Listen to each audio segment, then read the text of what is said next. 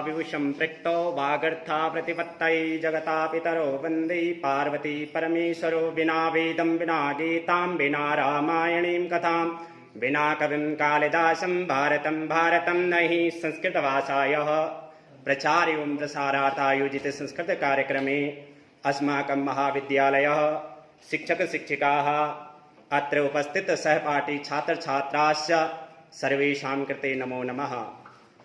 ॐ जाग्रतो दूरमुदयति दैवन्तादुस्तस्य तथैवैति दूरङ्गमं ज्योतिखां ज्योतिरेकं तन्मे मनः शिवसंकल्पमस्तु।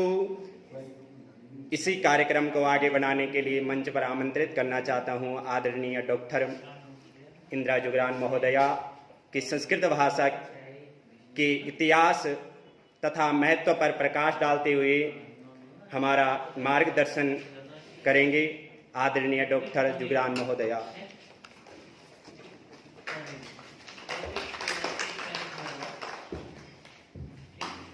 सर्वेभ्यः नमो नमः।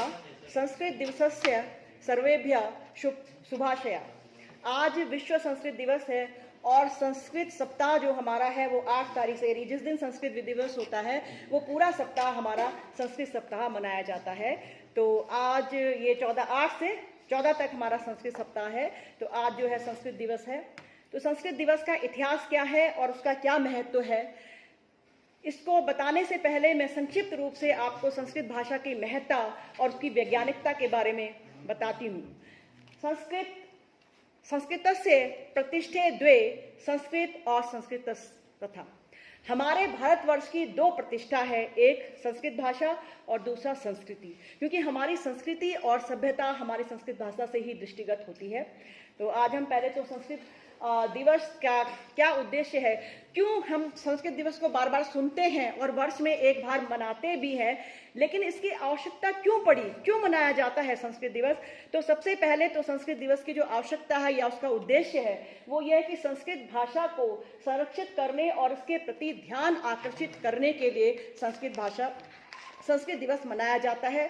संस्कृत के महत्व में जागरूकता उत्पन्न करना, जनमानस को संस्कृत की समृद्ध सांस्कृतिक विरासत और परंपरा से अवगत कराना, छात्रों में संस्कृत के प्रति अभिरुचि उत्पन्न करने के लिए। पहले हम संस्कृत भाषा का महत्व सुन लेते हैं कि क्या हमारी संस्कृत भाषा कैसी है। संस्कृत जो शब्द है वो सम उपसर्ग पूर्वक क्री धातु से कत प्रत्यय लगने से बना है, जिसका इसके नाम में ही शुद्धता है और इसके नाम में ही परिमार्जिता है। तो संस्कृत एक जो है संस्कारित भाषा है और एक परिमार्जित भाषा है।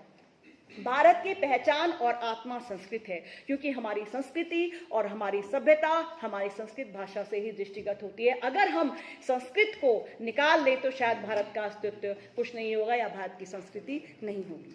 विश्व की सबसे प्राचीन भाषा है, जिसको कि 2006 और 7 में यूनेस्को के द्वारा ये कहा गया, ये घोषणा की गई कि ऋग्वेद का सबसे लिखित और पुराना दस्तावेज की कुछ जो पांडुलिपियां हैं वो भंडारकर रिसर्च ओरिएंटल इंस्टीट्यूट में अभी भी उपलब्ध हैं। तो इससे ये सिद्ध होता है कि विश्व की सबसे प्राचीन भाषा हमारी संस्कृत है। संस्कृत वैज्ञानिक है, गणितात्मकता इसकी वैज्ञानिकता में भी आपको बताएंगे। संस्कृत जीवन पद्धति का एक अंग है, क्योंकि आप लोग देखते हैं आपकी जीवन पद्धति का या हम सब की जीवन पद्धति का एक अंग संस्कृत है। अगर कोई व्यक्ति गंगा में स्नान करना जाता है तो वह संस्कृत के ही मंत्रों का उच्चारण करता है। हमारे जो कर्म कांड होते हैं वो संस्कृत भाषा में ही होते हैं, संस्कृत के मंत्रों से होते हैं। हम जो 16 संस्कार करते हैं वो भी हमारे जो है मंत्रों, उसमें हमारे वैदिक मंत्रों का ही उच्चारण होता है। तो जीवन पद्धति में हमारे ये संस्कृत भाषा समाहित है। संस्कृत 97% भाषाओं के शब्द पूरी तरह से संस्कृत से प्रभावित है। ये संयुक्त राष्ट्र संघ की घोषणा भी है। सर्वाधिक सबसे बड़ा शब्दकोश जो संस्कृत में है वो है 102 अरब 78 करोड़ 50 लाख शब्द प्रयोग में आ चुके हैं। इसके अतिरिक्त अगर हम प्रकृति लगाते हैं, प्रत्यय लगाते हैं, उपसर्ग लगाते हैं तो और भी नए शब्दों का निर्माण होता है। उत्तराखंड की द्वितीय राजभाषा है। रोजगार परक भाषा है, क्योंकि कई लोगों का मानना होता है कि हम संस्कृत क्यों पढ़ें, क्या हमें इससे रोजगार मिलेगा। तो क्या अगर हम आज के सामाजिक परिदृश्य में देखते हैं तो क्या उससे रोजगार से लोग व्यवसाय नहीं कर रहे हैं। सबसे अच्छा उदाहरण आपका योग है। योग से कितना व्यवसाय हो रहा है। चरक संहिता के सुश्रुत, चरक संहिता हो गया, सुश्रुत संहिता, उसके आयुर्वेद से क्या व्यवसाय नहीं हो रहा है। जर्मन में बहुत अधिक आयुर्वेद लोकप्रिय हो रहा है, हम भी इस ओर जा रहे हैं। तो वास्तुशास्त्र है, वास्तुशास्त्र भी हमारा संस्कृत में ही है। तो वास्तुशास्त्र हो गया, आपके सेना में भी धर्मगुरु का पद हो गया, या कर्म कांड है, या ज्योतिषी है, और अनुवादक के रूप में, पत्रकारिता के रूप में रोजगार की भाषा भी संस्कृत है।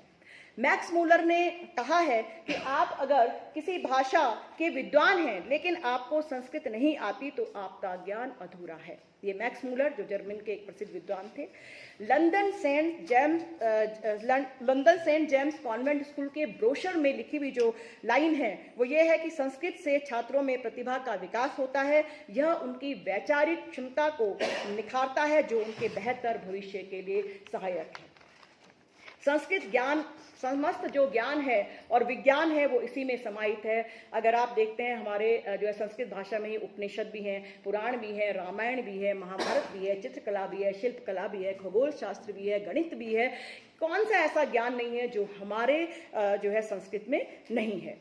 आज जब हम सुनते हैं कि वनस्पतियों को बचाओ या जंगल को जंगल ही रहने दो, पर्यावरण की ओर लोगों का ध्यान जा रहा है, तो हमारे तो पृथ्वी सूक्त में जो है एक पृथ्वी सूक्त का एक वो है कि अरण्यम ते पृथ्वी स्योनम अस्तु, तो वहां पर जंगल को जंगल ही रहने दीजिए, उसको नष्ट मत करिए। इस तरह की बातें तो हमारे संस्कृत ग्रंथ में है ही। स्वच्छता अभियान आज चलाया जाता है, स्वच्छता अभियान से लोग जुड़ते हैं, लेकिन ये स्वच्छता संबंधी अभियान संस्कृत साहित्य में पूरी तरह से समाहित है। कालिदास का तो पूरा साहित्य जो है पर्यावरण के प्रति है। संस्कृत भाषा की वैज्ञानिकता किस बात से सिद्ध होती है?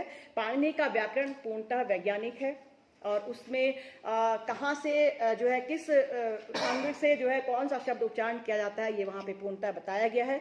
ऋग्वेद के जो मंत्र हैं वो एम्स की रिपोर्ट के द्वारा सत्यापित हैं। ऋग्वेद जो एम्स के डॉक्टर 1998 में एक शोध शुरू हुआ था, ऋग्वेद एम्स के डॉक्टर ने और IIT हैदराबाद के वैज्ञानिकों ने एक शोध किया था गायत्री मंत्र पर, यानी मंत्रों पे किया था। तो उन्होंने 2 भागों में 25 से 30 पुरुष को लेकर 25 से 30 वर्ष के युवाओं को लेकर के जो है उन्होंने 2 भागों में उसको बांटा था। एक जो थे वो नित्य गायत्री मंत्र का उच्चारण करते थे और एक जो ग्रुप था वो गायत्री मंत्र का उच्चारण नहीं करता था।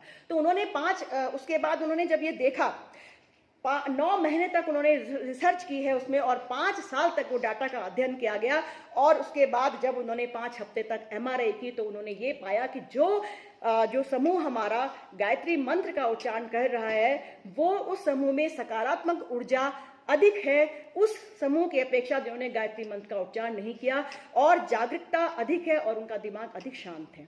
तो ये हमारे पास सत्यापित है।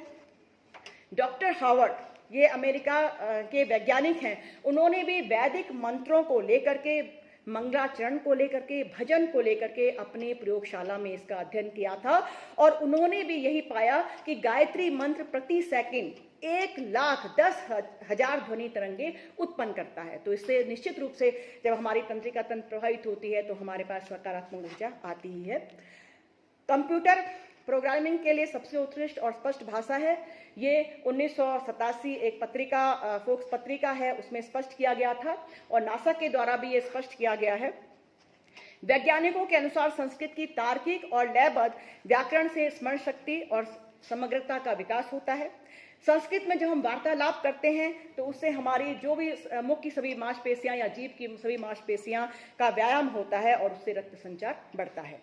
अंतरिक्ष में भेजे जाने वाले संदेश के निमित्त भी संस्कृत भाषा सबसे महत्वपूर्ण और वैज्ञानिक है। क्यों? इसका जो वाक्य विन्यास है और सूत्र शैली है।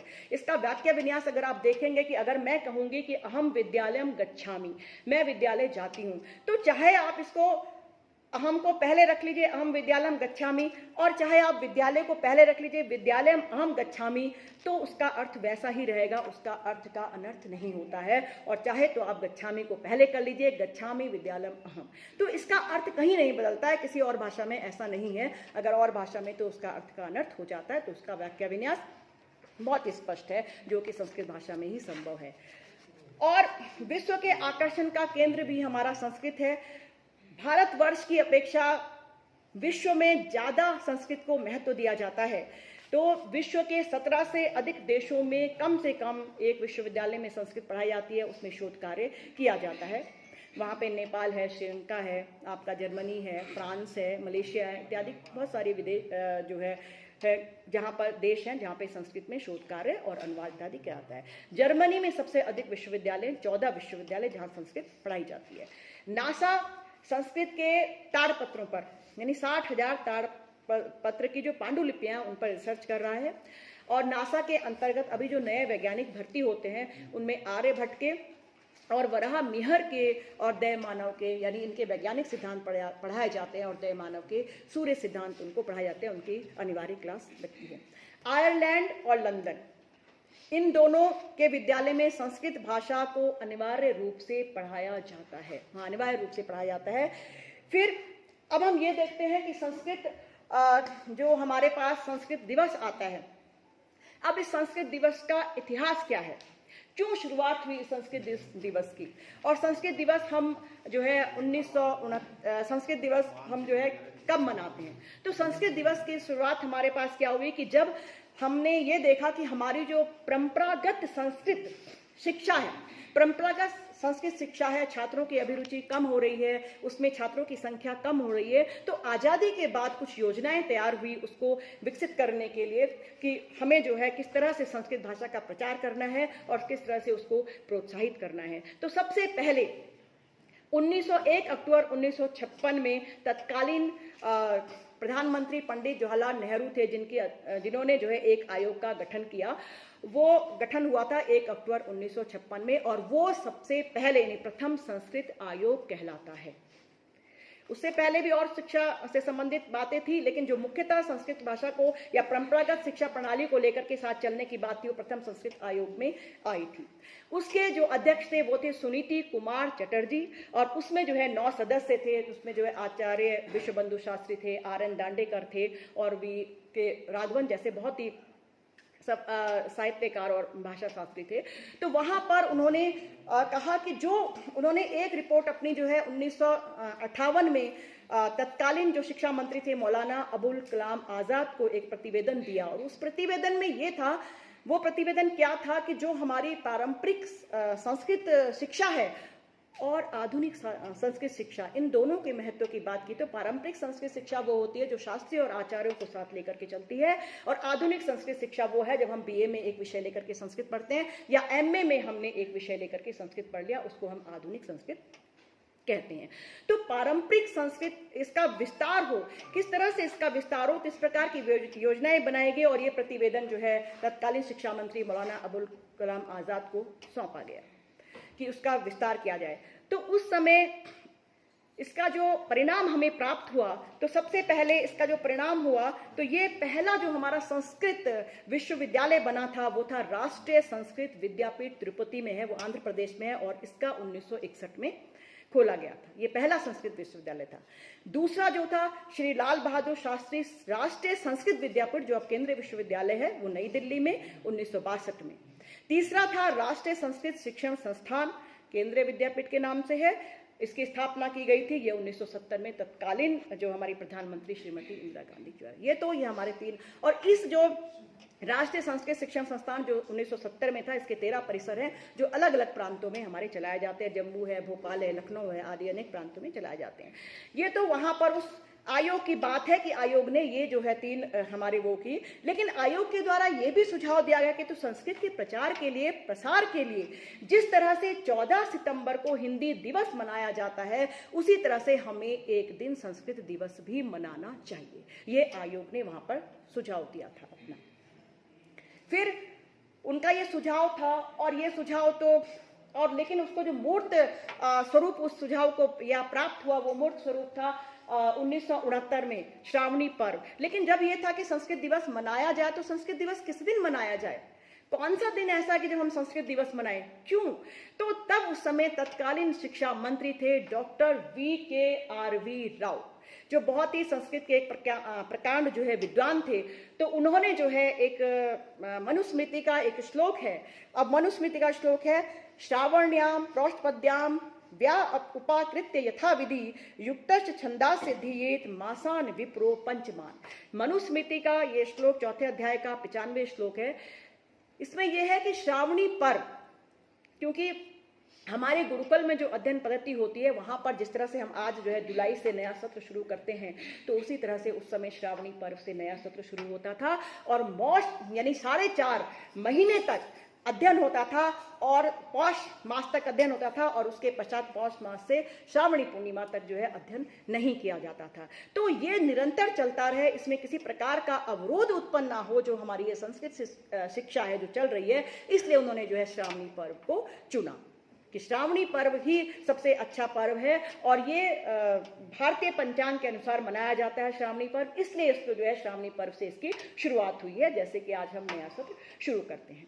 तो ये तो संस्कृत दिवस थी और इस संस्कृत दिवस को जो है उस समय 1969 में संस्कृत दिवस के रूप में इसको तब से मनाया जाता है। तो संस्कृत दिवस वैसे हम मनाते हैं, लेकिन उसका उद्देश्य तो यही है कि जो संस्कृत भाषा का हमारा प्रचार है, जो संस्कृत भाषा का प्रसार है, और भारतवर्ष में इतना तो नहीं, जर्मन या अधिक देशों में जो है संस्कृत की बहुत अधिक मान्यता है। और आपको एक और जो है बात बताती हूँ कि हमारे यहाँ जो संस्कृत समाचार या संस्कृत कार्यक्रम जो हमारे दूरदर्शन पे या आकाशवाणी में शुरुआत हुई थी, उससे पहले जर्मनी में 1966 में संस्कृत के कार्यक्रम हमारे भारतवर्ष से पहले वहां से प्रसारित किए जाते थे। 1971 में डॉक्टर कर्ण सिंह और डॉक्टर सरोजनी महर्षि का एक संसदीय दल जब जर्मन गया था, तो भारत में आकर के उन्होंने ये कहा था कि जब जर्मनी के रेडियो स्टेशन से संस्कृत के कार्यक्रम प्रसारित हो सकते हैं तो हमारे यहाँ से क्यों नहीं।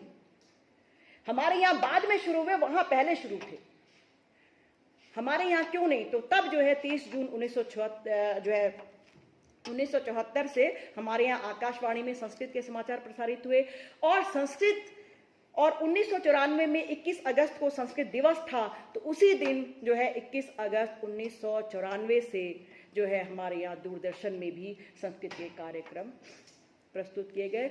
तो हम सभी का ये कर्तव्य है कि अपनी जो हमारी भारतीय संस्कृति है, हमारी जो भारतीय सभ्यता है, वो संस्कृत में ही निहित है। तो इसके प्रचार और प्रसार के लिए हमें जो है उसको प्रोत्साहित करने के लिए जो है बढ़ चढ़ करके हिस्सा लेना चाहिए। और पुनः आप सभी को संस्कृत दिवस की शुभकामनाएं। जय तु संस्कृतम, जय तु भारतम।